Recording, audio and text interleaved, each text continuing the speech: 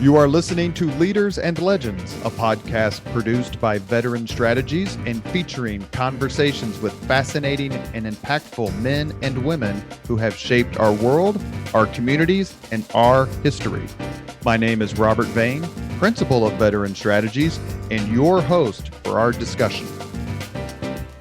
You are listening to Leaders and Legends, a podcast presented by Veteran Strategies, a local veteran public relations enterprise, and sponsored by Girl Scouts of Central Indiana, Garmond Construction, the law firm of Bose, McKinney, and Evans, and the Bose Public Affairs Group, the McGinley's Golden Ace Inn, and McAllister Machinery, your friendly neighborhood Caterpillar dealer. You may find all your sales and equipment needs at McAllister.com. And the people on the podcast today know, remember, and love P. McAllister. We are pleased to announce our podcast is now a member of the All Indiana Podcast Network in partnership with Wish TV. You can find Leaders and Legends at allindianapodcastnetwork.com. Thinking of starting a podcast or need to host a public meeting? Let Leaders and Legends LLC be your partner as you look for new ways to communicate your message. Please contact Chris Spangle and me at leadersandlegends.net. Thank you for joining us on the Leaders and Legends podcast. Our subject today is remembering Governor Robert Orr. Our guests are Mark Lubbers, Dollyne Sherman, and Bob Grand. And as usual for these podcasts, when we have this sort of subject matter, our co-host today is State House legend Jim Shella. Thank you, everyone, for agreeing to come on the podcast today. Thank you. Happy to be here. We've done these podcasts. We've done them on Senator Birch Bayh and Senator Richard Lugar, Governor Joe Kernan, and Mayor Bill Hudnut, Congressman Andy Jacobs. And actually, I was talking to Jim Shella earlier today. We're going to try to put one together on the career of Governor Frank O'Bannon. But today, the spotlight is on Governor Orr. All three of these guests worked for him, and Jim Shella covered him for most of his term. Jim got here in December 1982. Jim, let me turn it over to you, and the podcast is yours. Well, just for context, let's, for those who may not remember, let's spell out that Bob Orr served two terms from January of 1981 to January of 1989. He succeeded Otis Bowen and preceded Evan Bayh as governor of Indiana. And just for starters, let's, if we could, have each of you explain how you came to the Orr administration and what your role was. Bob Grand, let's go with you first. Well, I was going to law school part-time. I went to a bar. I was overserved by a guy named Ken Cochran, another guy named John Hammond, and I was offered a job to go in as the administrative assistant. I took that job. At that point, my girlfriend left me because she said, "You're going to politics and not finishing law school." My mother was happy because I was making more money than my father ever made. But I became what today is hard to describe. I took care of driving him. We didn't have state police protection as a lieutenant governor. I did all the advance work. I handled, any number of things that were constituency related, but primarily spent almost 3 years, some of which I was driving, some of which state police were driving, with him in a car, traveling the state of Indiana. And for those who may not know, Ken Cochran and John Hammond were longtime aides to Bob Orr. Dollyne Pettengill, what brought you to the Orr administration? Me. Yeah, Mark Lubbers did. My name was Pettengill back then, by the way.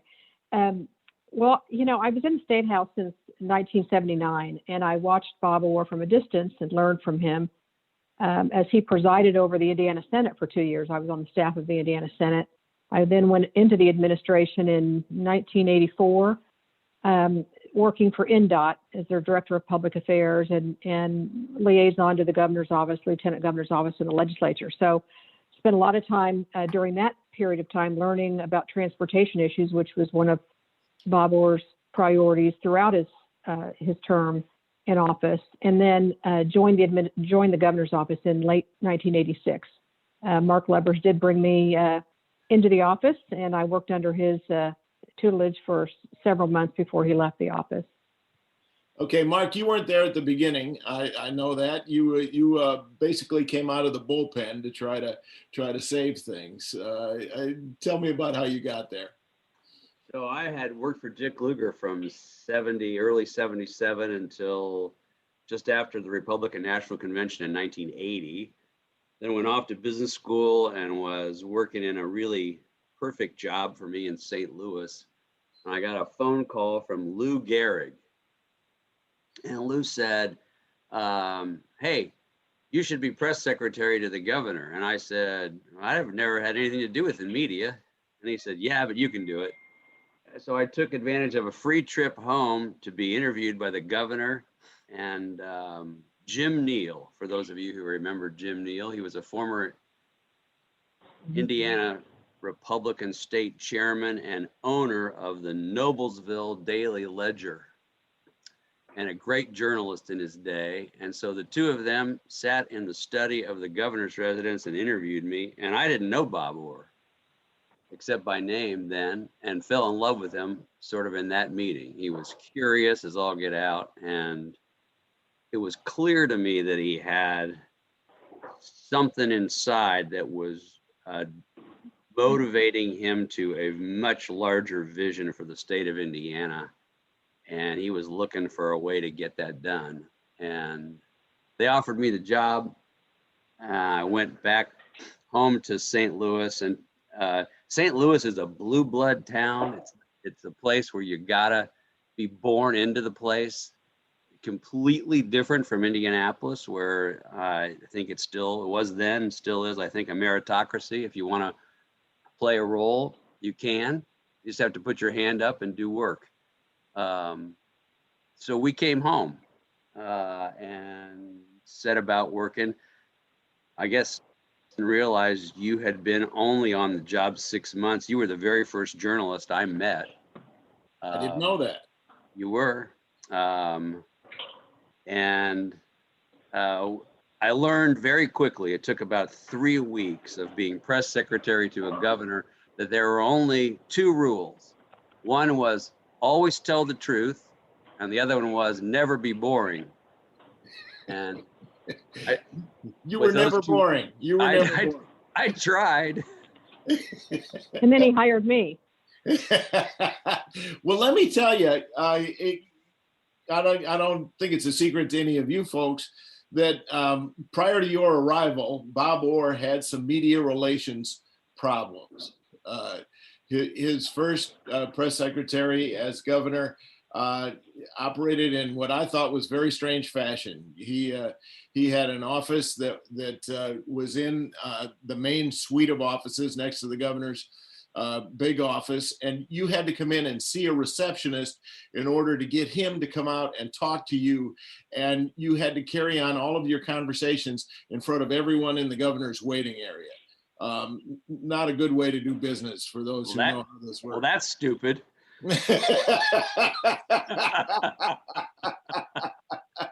Yeah. And everything changed when you got there. And essentially the administration was opened up. And I also think it's worth noting, Bob Orr's first term was pretty rough. There was a tax increase in 1982. There were scandals to be dealt with in the state prisons and the mental hospitals. They needed a little bit of a correction to right the ship there before the end of the first term. Is it correct?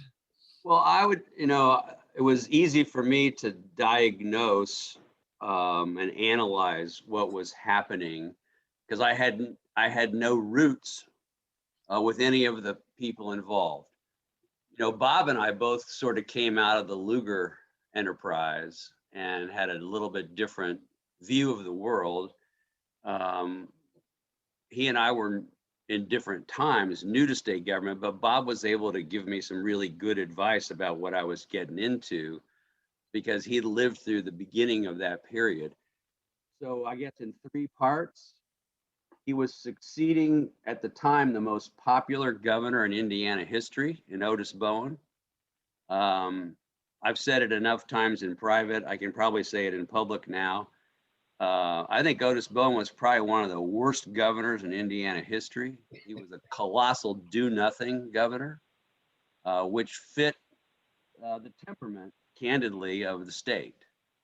People Well, he was best known for cutting property taxes, but by doing so, he created a lot of other problems. Well, so he did that in the first year, and then spent the next 7, in my opinion, not doing very much. And in addition to having to follow someone who was so popular, we inherited, or Bob Orr inherited, a lot of those executive leadership positions in parts of state government, and in particular parts where there were problems.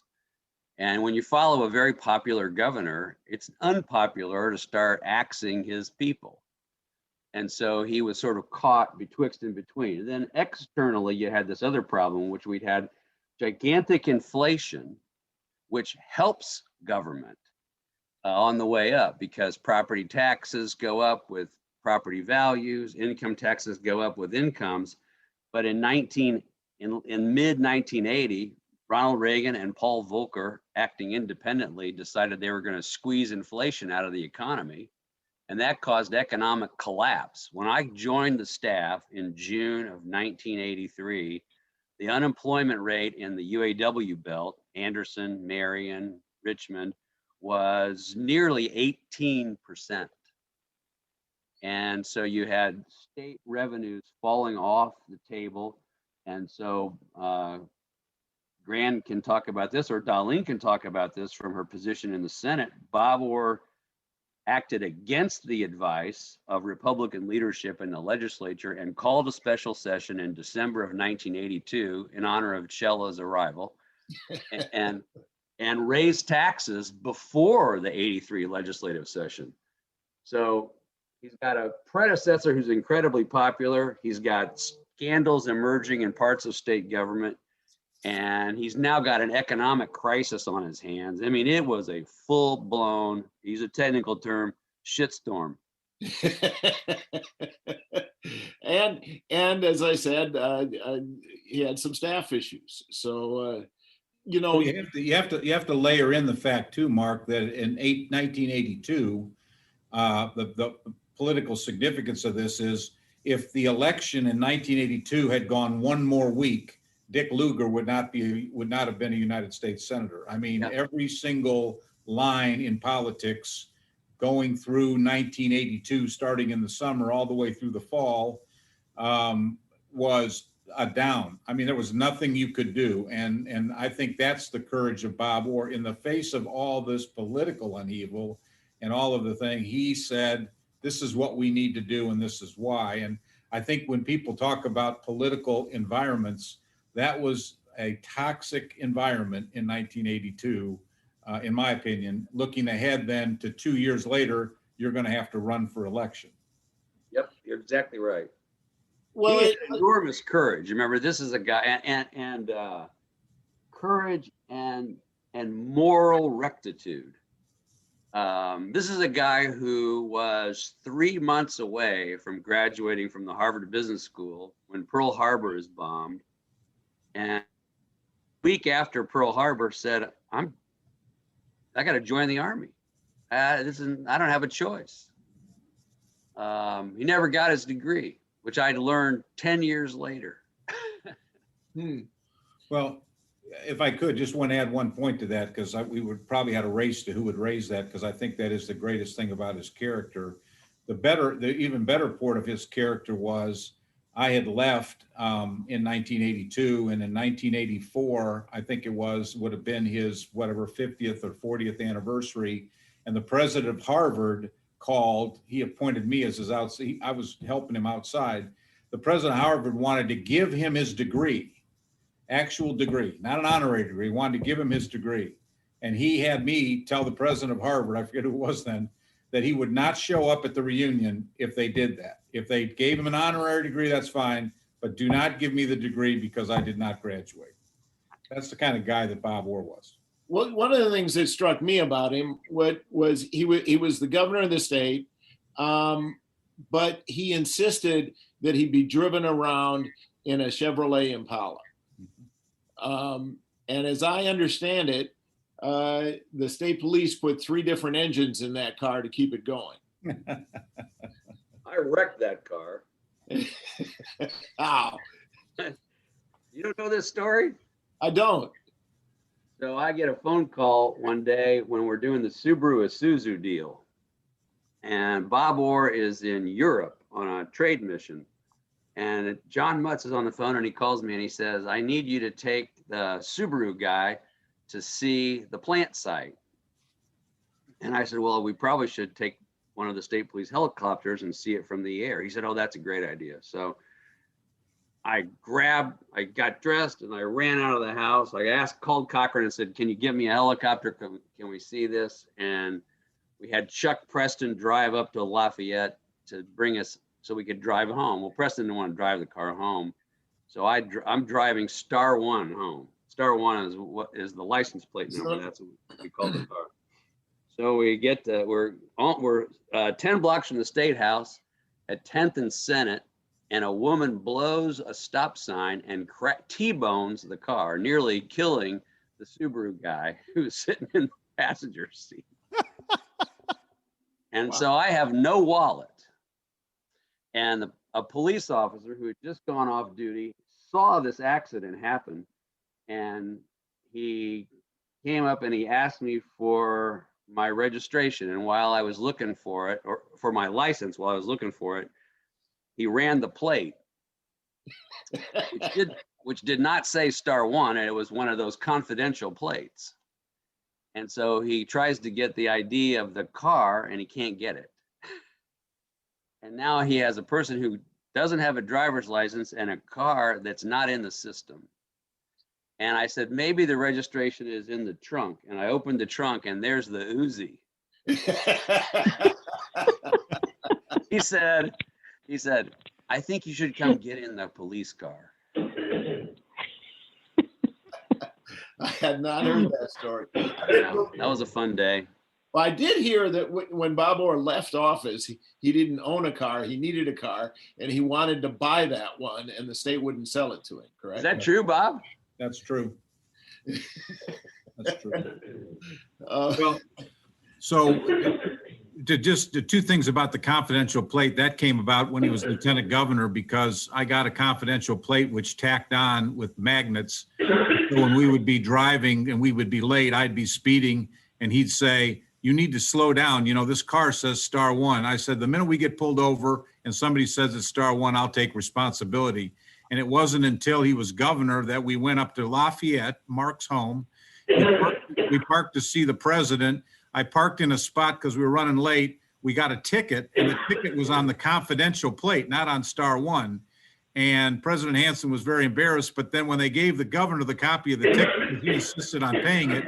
He says, this isn't my license plate. And I had to tell him that we had this one in the trunk that I would throw on the car when he got in the car, and that way I could speed. So, and I have the Star One license plate. He gave it to me after the end of that year. So I have that actual plate. You deserve it. Let's talk a little bit about the '84 election, because after experiencing all that trouble in a first term, Bob Orr runs against then Democrat State Senator Wayne Townsend in what turned out to be a very close race. And if that race had gone another week, we'd have lost. Right. In fact, my understanding is the Orr campaign had negative ads prepared, ready to go, because they felt that they were threatened. That is the last gubernatorial race in Indiana where there were no attack ads on the candidates, and it was closing fast. Well, there were Townsend negative ads. Yes, but there were none from Orr that got on the air. That's true. There were none in 2012 either, Jim. Okay, all right, I stand corrected. Anyway, it was an unusual circumstance. So that was the great license. That license branches were the issue of that campaign. That's what I was going to say. And The license utility branches, regulation. Quip. for those who don't remember, the license branches were controlled by the party of the governor, and the Republicans had been in control of the license branches for some time. And there had been a series of scandals, including one in Muncie where somebody stole $400,000 from the license branch. So I don't know how much money they were bringing into the Republican Party, but there was $400,000 to be stolen in Delaware County. Well, it's bringing money into both parties, of course, but more into the party in power. Right. And so it was significant that for the members of the Republican Party that circumstance continued. Townsend was promising to bring the license branches into state government, and Bob Orr, under a great deal of pressure late in the campaign, announced that he would do that as well if reelected. Correct? Correct. And that's probably what saved him. It saved him, but it created a dilemma because your political organization, if you're the governor, is the Republican county chairman. Right. And so the Republican county chairman were not happy that Bob Orr was going to end their little fiefdom. And so while it cut positively with public opinion, it cut negatively with our political organization. Sure. And it didn't cut so positively with the public because Senator Townsend was able to continue campaigning on that issue and take credit for the fact that he was the one who got it changed. Correct. It was a very dicey election. Yeah, it was not fun. Let me tell my favorite story from that campaign, if you don't mind. Oh, absolutely. Bob Orr rarely made a personal appearance in that campaign when he did not award a Sagamore of the Wabash, what was known as the highest civilian award in Indiana. So we started recording these presentations, and I didn't get the story done before the election, but in December I did a story. I found the statistics and learned that Bob Orr had given out more Sagamores by far than any previous Indiana governor. We did a story that essentially indicated that he was devaluing the award. And so in January of 1985, I was sworn in as president of the Indianapolis Press Club, and it was his practice to come over and administer the oath to the board and the new president. And it was also his practice to give the outgoing president a Sagamore of the Wabash. He gave both the outgoing president and me a Sagamore on that occasion because he was trying to send the message: if you don't think this is worth anything, what do you think of this? I framed it.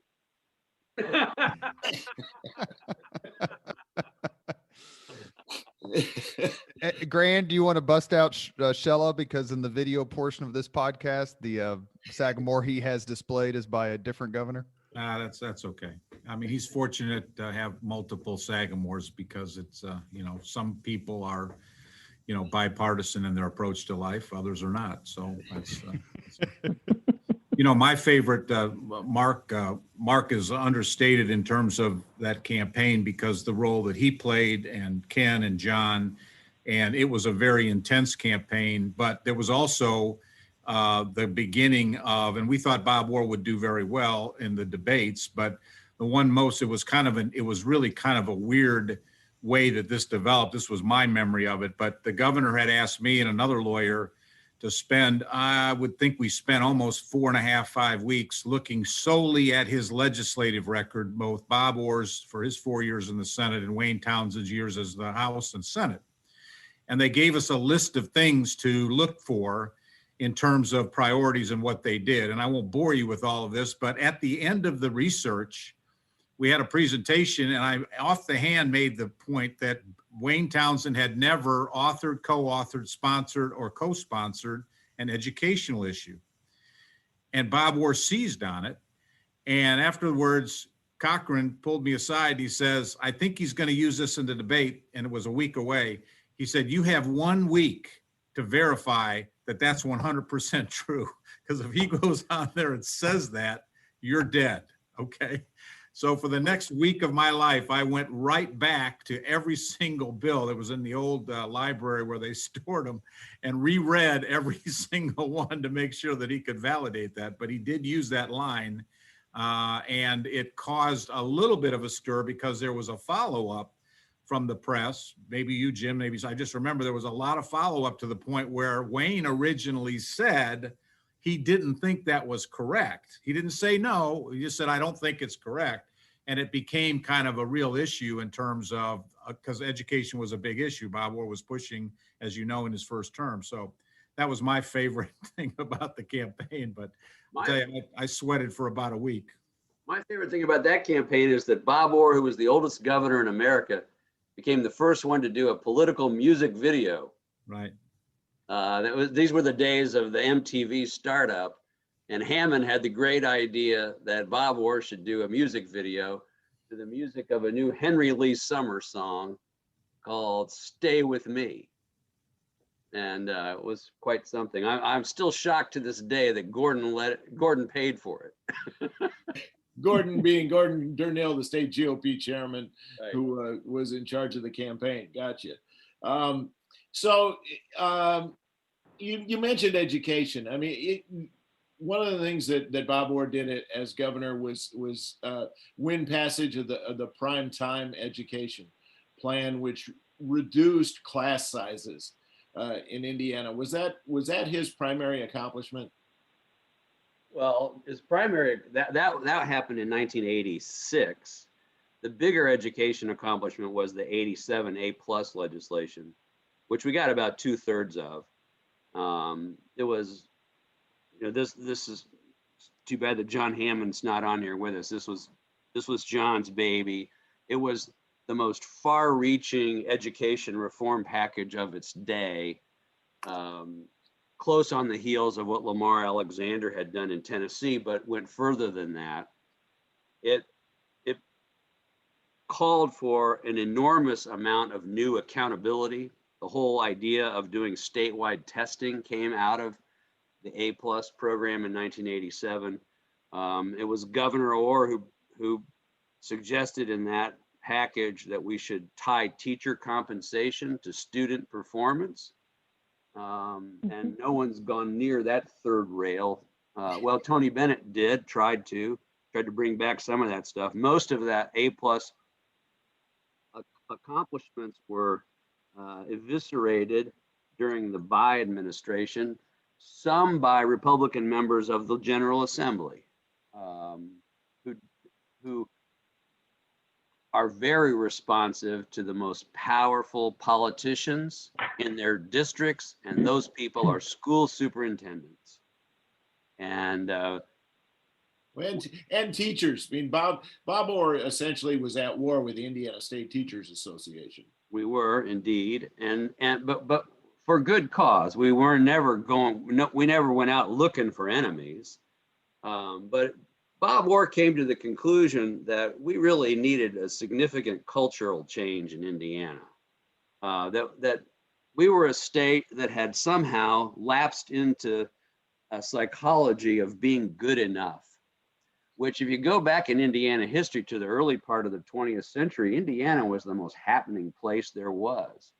It was a vital and ambitious place to live. And somehow I always believe I'd love to go do a PhD project on this, get my doctoral degree. I think it came out of the Ku Klux Klan takeover of the state in the 20s, when we sort of volunteered to dumb ourselves down.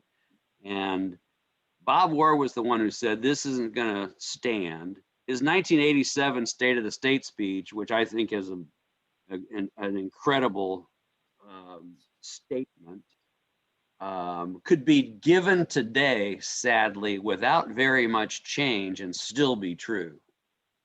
Governor Daniels put a big dent in that, and I think he sort of picked up the flag that Bob Orr died on the field of battle with, picked it up and started to re-energize that attempt to, as Governor Daniels would say, aim higher. and he made a lot of progress on that front, but it has to be sustained over a long period of time in order to get the psychology of the state to be different. In that speech in '87, he gave every member of the legislature a book by David Halberstam called The Reckoning. And it was a book about how mediocrity in the automobile industry caused the collapse of the American automobile industry. And he said, look, this is going to be our fate as well if we don't do something radically different. And then he tried to pass the most ambitious education reform package in the country. Dollyne, we need to bring you in here a little bit. You worked in the Senate. Bob Orr came from the Senate. He served as lieutenant governor, which is president of the Senate. And it seemed to me that as governor, of the governors I've covered, and there have been a few, he looked to the legislature for solutions more than others. Is that fair? Well, he did, and he looked to the legislature for partnerships. I mean, he was a product of the Senate. He understood the legislative process as well or better than any, and knew how important it was. And it also, the process also helped bring along the public, because the legislative process is such a public process with public hearings and a lot of public engagement with citizens coming to the State House. So he understood that process, and he respected it. And so he did. He had several key allies in both houses. A couple on both sides of the aisle. I'll leave it to Bob and to Mark to correct me there. At least one or two, especially on the education reform package. I mean, there was Democrat Senator Louis Mahern was very helpful and instrumental in getting that through, as well as the Republican allies. So yes, he did. Absolutely. Mark mentioned the Subaru Isuzu deal. That was the first Japanese-owned auto plant to come to Indiana. Actually, Indiana was near the end of the list in terms of Midwest states to land Japanese auto plants, and there was a lot of criticism of that. But the reality is, Bob Orr did a lot to open up foreign trade in Indiana in ways that continue today. Yeah, he absolutely did. It was a huge priority. It came out of his own personal experience as a businessman in Evansville. He knew that markets around the world could be opened. It just took effort. And he was convinced that you could build a great deal of economic growth for the people of Indiana if people would just focus on foreign trade. So the Department of Commerce had fantastic people who worked on opening up foreign markets. We had our share, Jim, as you'll recall, of Japanese parts plants. But what we didn't have was an assembly plant, and that was the big kahuna. And so when Mutz and Orr were able to land it, it was a very big deal. If Mike McDaniel were on this podcast, he would probably regret that we ever got that plant, because Evan Bayh used it against John Mutz in the 1988 campaign to great effect. And the irony of that was that Wayne Townsend used the idea that we did not have an auto plant by circulating in one of his ads a copy of all the Midwestern states around us and circling the plants that they had, and we had a big zero at that point. And that to me was the greatest irony about that whole process.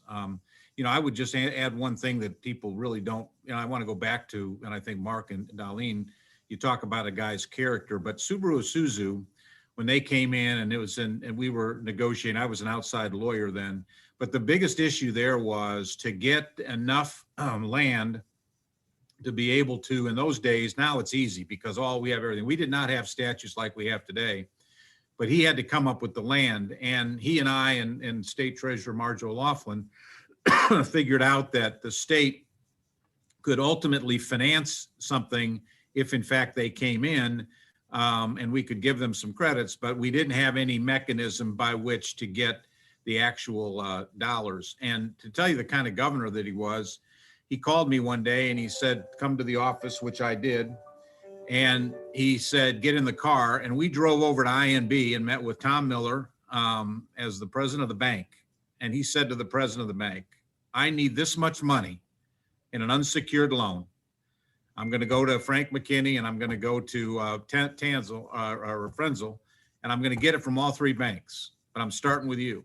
And he put that deal together, and we literally had the money unsecured from three big banks in Indianapolis, and we bought that land. And people don't realize, but today this stuff is easier. I mean, and the governors don't do it, and probably was controversial. Some might argue whether it's legal, but those were the things that this guy's vision was. He decided that he was going to get that plant, and he knew he had to offer them something that other people wouldn't, and that's what he offered them. And of course, we built it, we financed it, and it was, all the debt was retired and it was expanded.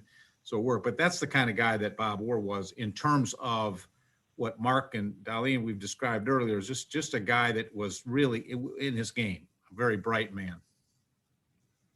You are listening to Leaders and Legends, a podcast presented by Veteran Strategies, a local veteran public relations enterprise, and sponsored by Girl Scouts of Central Indiana, Garmond Construction, a law firm of Bose, McKinney, and Evans, and the Bose Public Affairs Group, the McGinley's Golden Ace Inn, and McAllister Machinery, your friendly neighborhood Caterpillar dealer. We are discussing the life, times, and career of former Hoosier Governor Robert Orr. Our guests are Bob Grand, Mark Lubbers, and Dollyne Sherman, all of whom worked for the governor at some point. Our co-host is Jim Shella. Bob, maybe you can speak to this part. How did Bob Orr get selected to be Otis Bowen's running mate in 1972? Well, the incredible lesson that was learned, I learned directly from the governor at a particular point in time, and that was when Marge O'Laughlin, who was the clerk of the courts, decided to run for state treasurer. And Bob Orr called me to his office, and he said, "You're going to be Marge O'Loughlin's campaign manager," 1986. And I looked at him and I said, "My son was just born. I'm really having problems. I've got a whatever." And he said, I don't think you heard me. You're going to be Marge O'Loughlin's campaign manager." And I said, I felt like, Ruckelshaus house at getting called to the White House by Nixon. But he said, "I really want you to understand why." He said it was a contested convention, and the county chairman of Marion County, one Keith Bulin, famous guy, wonderful guy, had decided that he was going with John Hart, and he had told the caucus that they were all to vote for John Hart. Now, Marge O'Laughlin would never say a bad word at all, but she did not have a good feeling about John Hart. John Hart had not treated her well in some instance or whatever. So essentially that last ballot, everything in Marion County went for John Hart except for, I think it was 32 votes out of Washington Township, where one Marge O'Laughlin was the Washington Township chairman.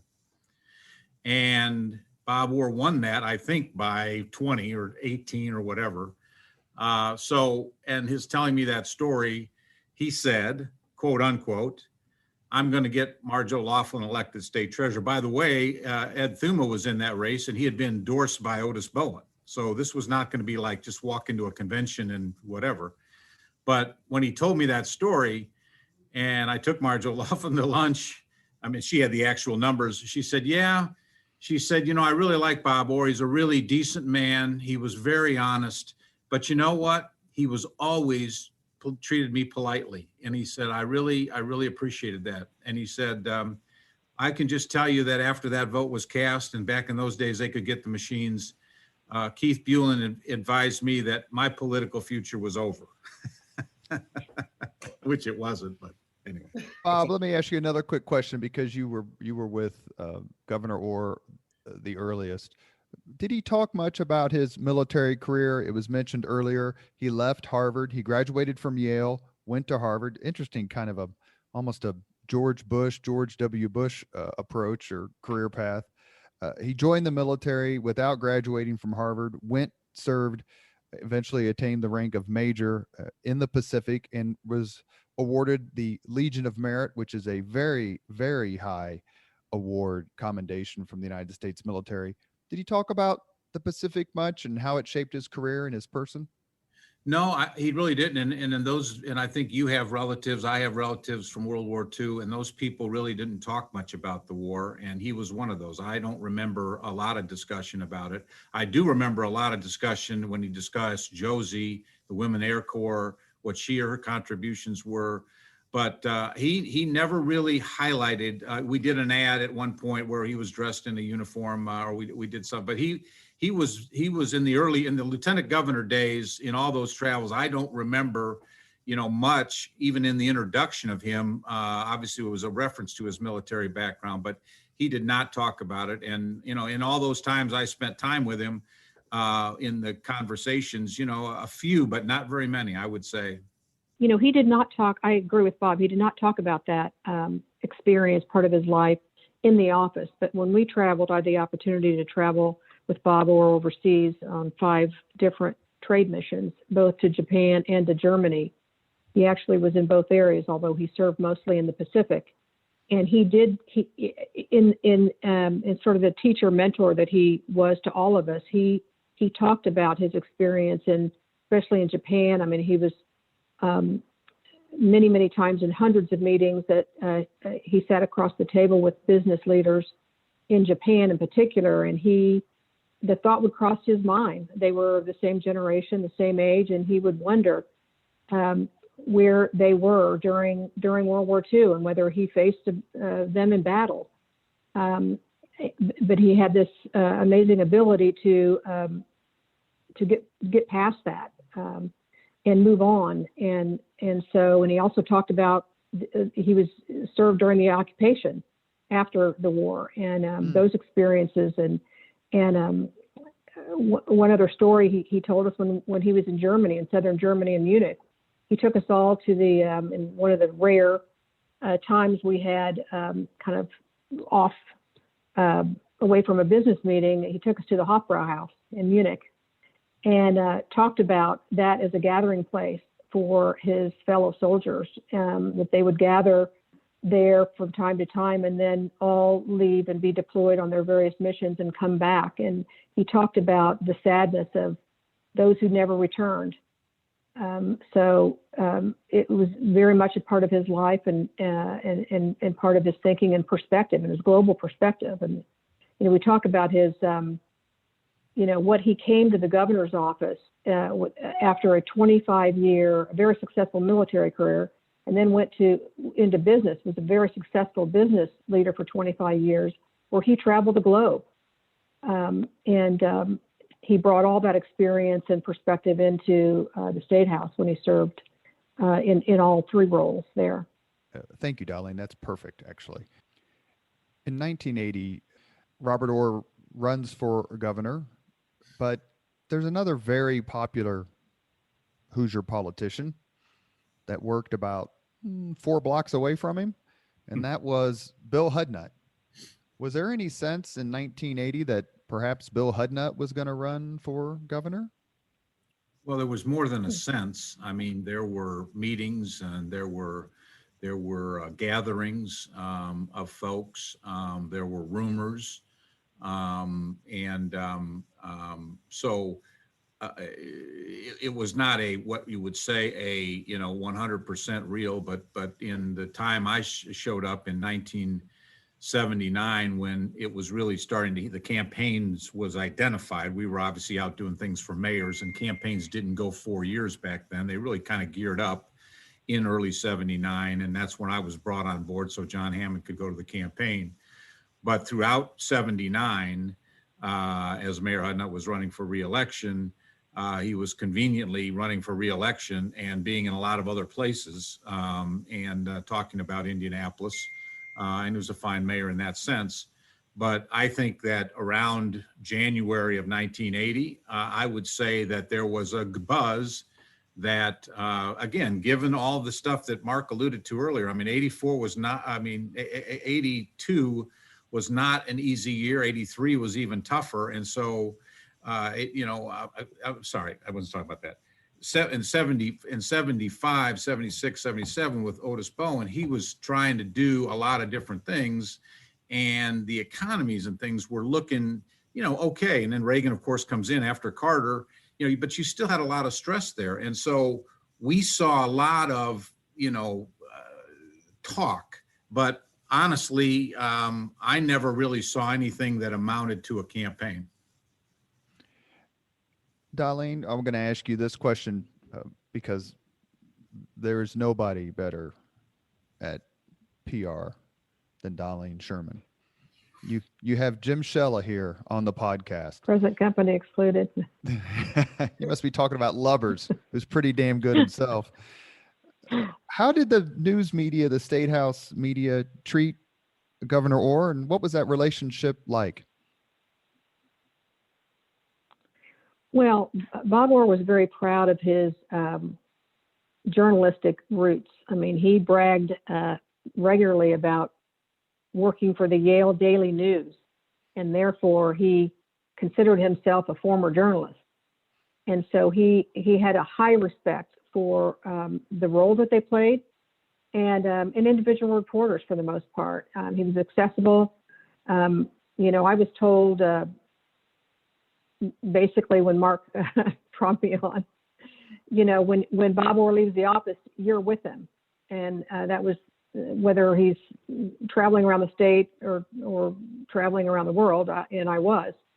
And so I had the opportunity to see him interact with reporters all over the state and all over the, when we traveled overseas as well. I think that they had a respectful relationship.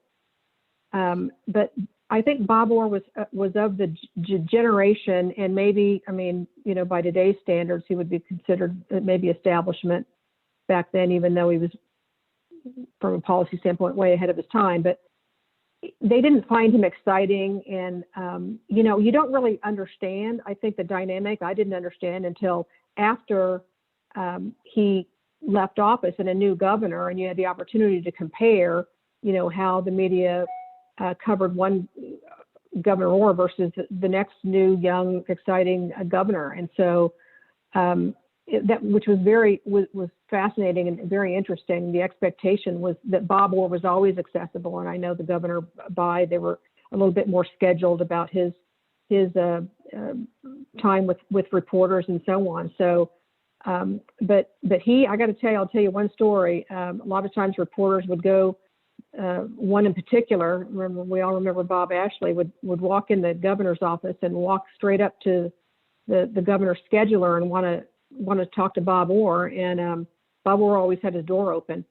And so my office was in the hallway, and where the glass doors are there, and I heard this booming voice, yelling, if you want to talk to me, you go down the hall and talk to Dollyne, and she'll arrange it for you, which is probably one of the rare times when he really, wasn't willing at the moment, to talk to a reporter, because we'd walk out when he left the building. He would allow me to bring reporters to him that had questions on his way out the door, to getting in his car, to, whenever he had a minute, he was available and accessible. So, and he insisted that the door be open, and he insisted that the press boxes be at the other end of that hallway. So when reporters came into the office, Mark remodeled the office and was very much part of this, so they could stand there and see that his door was open and he was working. And it was very important to him, transparency and accessibility. Let me just endorse all of that. He was incredibly available. There was an old radio reporter named Bob Rutherford who figured out what time the governor generally showed up for work, and he would meet him at the north door and walk to the office with him and conduct an interview on the way. And so virtually every morning, Bob Rutherford would have an interview with the governor about whatever the subject of the day was. Bob got to work earlier than the rest of us. Most of us weren't at work yet at that point. But secondly, he was not good at messaging. It was tough for us to pick a soundbite out of what he had to say unless he got angry. I always enjoyed days when Governor Orr got angry, because he became much more succinct. Mark, would you like to weigh in, Mr. Lubbers? I don't think Bob Orr was particularly accessible in the first couple of years. Jim, you weren't there for much of that, but I know from talking to members of the press corps, they found the opening of the office, which I did and made an intentional effort to do, refreshing. My view was that Bob Orr was a very smart guy. Jim was masterfully diplomatic. He was horrible with electronic media. Dollyne is exactly right. He fancied himself a journalist, but a print journalist of a former era. My view was we had a lot of smart people in the news media, Shella included, and they could figure out how to find the soundbite. And it wasn't always easy, but it was there.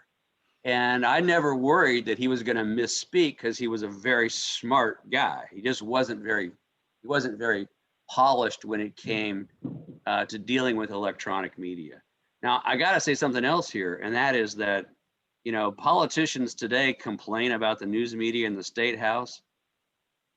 We had lions of journalism in the State House in those days. I mean, the place was jam-packed with some of the very best journalists the state had ever seen. And there were 2 times as many of them. And so it was a gauntlet of people. You had, I don't want to sound like I'm aggrandizing Shella, but I mean, he is and was the dean of the State House Press Corps and survived and had dozens and dozens and dozens of news breaking stories in his career. A damn good journalist. You had the likes that sitting on that AP desk, Jan Carroll. There was never anybody smarter than Jan Carroll about ferreting out a story. Ed Zigner was still around until I got him fired. And the place was just chock full of people who could take you down if you were not careful. And I never worried about Bob Orr making a mistake because he was smart and he was honest. It got to be a popular expression in the Reagan days, let Reagan be Reagan. I felt the same way about Bob Orr. Let Bob Orr be Bob Orr. He wasn't ever going to be great with a soundbite, but you always knew he was going to be honest. And I think over time, that carried the day. When we redesigned the office in 1986, I made sure that those press boxes sat where everyone in the news media, Bob Orr used to sit in that corner, Bob, remember where those that little couch and that chair setting was, and he conducted almost every meeting there in that little corner. And I made sure that those press boxes were put right there so that as the members of the media took stuff out of the press boxes, they could look down that long hallway and make eye contact with the governor. And that door was almost always open. And that was the first thing that got changed in the Biden administration. Excuse me, Mark, sorry, about John Mutz. Bob, do you want to talk a little bit about how John Mutz became Bob Orr's running mate? And then Dollyne, would you like to talk a little bit about how Governor Orr felt when Mutz lost the 1988 election to Evan Bayh? Bob? Well, just a very simple. Mark was part of a conversation that we were the other day where we had Gordon Durnell, John Hammond, Mike McDaniel, and Mark and myself. And I mean, it's a real simple equation. Mike McDaniel ran an incredible campaign. And in that convention, it was very contested. Back to the theory about things were starting to not be good in the county chairman ranks. There was all kinds of conversations about their power in a convention, so forth and so on. And yet we gone to a direct primary for the first time. And Mike McDaniel ran a campaign which ended up the last week with a postcard that looked like Bob Orr was endorsing John Mutz. That's not the only thing, but I think that was key. And Bob Orr had a very healthy respect for John Mutz. They both had similar backgrounds, similar roles in the Senate. But that was when we were talking about that the other day, Mark, that was kind of my thought. I mean, Mike really gets a lot of credit for running one heck of a campaign. Couldn't agree more. Dollyne, talk a little bit, please, about how Governor Orr reacted to the 88 Democrat takeover. Well, I would say this. First of all, John Mutz, I was John Mutz's intern in the Senate. I worked for him, so he was a very special man to me personally and professionally. And worked in that campaign in '80 for his election as lieutenant governor. John Metz was a true 100% partner to Bob Orr. He contributed to the success of everything that Bob Orr accomplished. It was a true partnership, and Bob Orr felt that and acknowledged that every day, every opportunity that he could. If you read his State of the State addresses, you'll see it there. But he was probably the most impactful lieutenant governor. He was very much like like Bob Orr in his background and so on. So when and I want Mark to weigh in on this as well. So he was deeply disappointed personally and for the state of Indiana when John Metz lost that election. And for the state of Indiana, he was very concerned about the many accomplishments being overturned. And he forewarned that, by the way, in his farewell address to the legislature in early 1989. And some of that absolutely came to pass. So he was disappointed personally for John Metz because he truly thought he was the most qualified and that he was the one to take the mantle and then take Indiana to the next level. And then he was very disappointed for the state of Indiana because of the work of the last 8 years was some of it was going to be overturned. Did he campaign much for John Metz? Excuse me. Yes. So he put some real effort. Look. I mean, Dollyne, if I could just, and Mark said earlier, things he said privately, he'll say publicly. I mean, one of the big issues in that, you could say whatever, was the residency case. And Bob Orr's decision was that there'd been a case in South Dakota where they waited until the last minute and it backfired and whatever. So his idea was, we're going to get out front on this and make that an issue. And it was a disagreement. And I'm not saying it was me. I did have a different opinion on that, as I think Mark will remember, and others, and there were other law firms that were represented in that room. But the biggest issue about that was that Bob Orr kind of made that decision and they went along with it. But we gave Evan Bayh the greatest free exposure, I think, that we've ever given anybody. And at the time when you're talking about changes, you're talking about Republicans in control for 24 years. I mean, there were lots of different things, license branches, kind of coming to the front a lot more even then. It was tough. But Bob Orr was deeply affected by it. And Bob Orr felt in the conversations I had with him, and there were many of them, because at that point I was his outside counsel, he was disappointed that he couldn't do more. I mean, he felt as if John Metz was a great partner, and he raised money for John Metz. Every time we did an event, he showed up. I mean, he was engaged, but I think felt a little bit like, I want to do more and I can't. Mark? Yeah, it was heartbreaking for Bob Orr that John lost that race. And that, it was just nothing that you could do. It's one of those things that politics has tides, and it was Republicans had controlled the state house or the governor's office at that point for 16 years, and there comes a sentiment among the populace that they just want to change, and I would say that was the difference in the race, is that sort of undercurrent of it's time for a change. And there's nothing you can do about that. And I agree with Bob that Evan was boosted. Shella will have a better commentary on this than any of us, because he watched it and covered it and has a more objective view. But I think the residency case and the argument for our listeners that Evan Bayh was not a resident of Indiana, and at least under the state law, probably helped Evan way more than it hurt him. Yeah, for what it's worth, state law requires a candidate for governor to live in Indiana for 5 years prior to the election. And there was a technical legal argument to be made there, but essentially the big picture argument was this was an effort to convince people that Senator Birchbuy's son was not a Hoosier, and it backfired. Let me ask one more question, then I'll turn it over to Jim for a final question before we end the podcast. Leaders and Legends podcast. We're discussing the career of Governor Robert Orr with Bob Grand, Mark Lubbers, Dollyne Sherman, and co-host Jim Shella. One of the things that's come up on the other podcasts I've done about elected officials is sort of like their family tree, their political family tree. And the three of you worked for Governor Orr. You mentioned other folks, John Hammond, who's a friend, Ken Kobe, who's another friend, and the list goes on. And perhaps maybe Bob Orr's greatest accomplishment was launching the career of Tim Oakes. That has to be at the very, very top of the list, of course.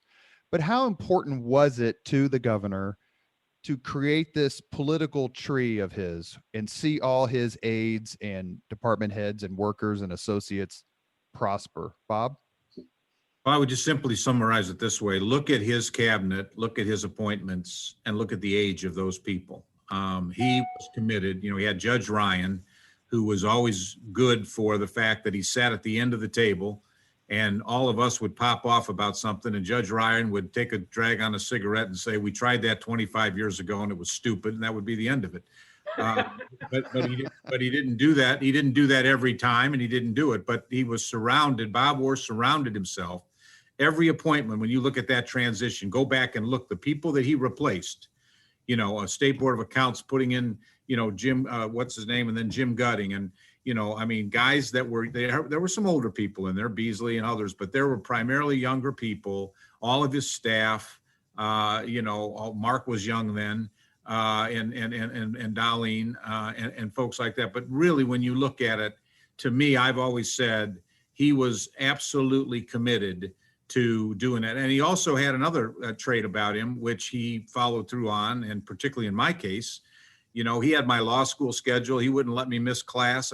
His view was, if a bus or if a train and I hit, you got to have a future. And he encouraged people to go to school. He encouraged people to finish school. Some misled him on whether they finished school or not, and we had to straighten that out. But he was adamant about that, and that's what I think was his incredible tree. Not that other governors haven't done it, but that was his tree. And those people today, there's a lot of young people now, not so young, Randy Shepard, another that he brought into this thing. And I think is an amazing testament to his skill and ability to recruit and promote young people. Mark Lubbers, I was just getting ready to mention Randy Shepard. Is that maybe perhaps Governor Orr's lasting legacy to Indiana, is the brilliant career of Randy Shepard? It's certainly one of his crowning legacies, and we fought hard to get Justice Shepard named Chief Justice. One of the more interesting battles. I remember locking Channel 13 out of a news conference. The only time I ever did that, and I wasn't even press secretary at the time. I came back from the dead to do that. Right. That was after Bob Orr walked out of an interview at Channel 13, correct? It was. I was there, and we walked out intentionally. It was offensive. And that was,